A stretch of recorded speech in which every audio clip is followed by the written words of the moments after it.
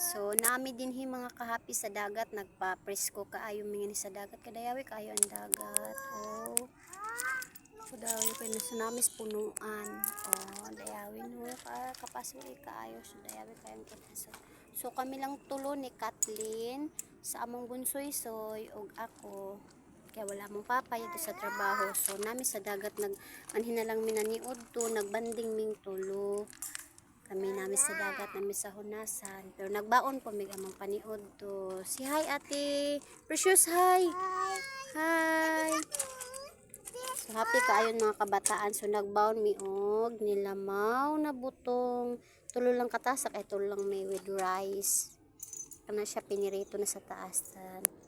Papaya, french fries, then corned beef nga with itlog, then yadi siya ang among butong.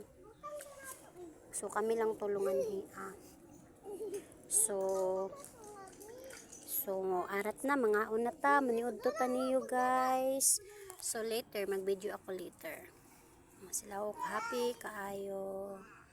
So kami lang tulong ari sa dagat. Nanig kaayo siya o dagat o.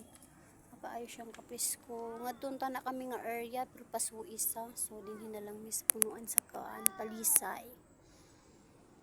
Siya dayawi kaayo nga ni kahunasan kaayo. Mangin nasuntan ako pero ang kapasok. Gani bato-bato. Gani bato. Man ilang trabaho nga ni sa unsa lang ilang trabaho ni sa hunasan. Lami isagod nga ni sa hunasan magkuan kay piskoy kaayo.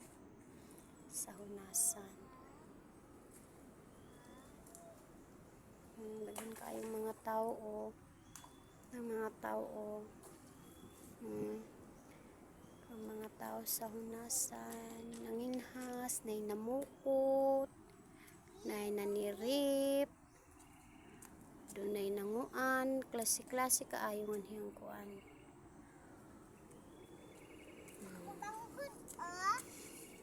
Happy kayong mga kabataan makalupsong ng dagat.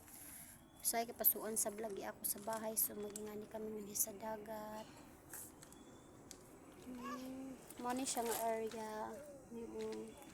So namin ni ang area sa kuan best resort baya sa Tadyos lani kapitan siya o Rio Sabnanhi kay pesko kaayo ni mga kahoy siya. So nami din niya kami lang tulugod na gabanding siya na among pagkaon.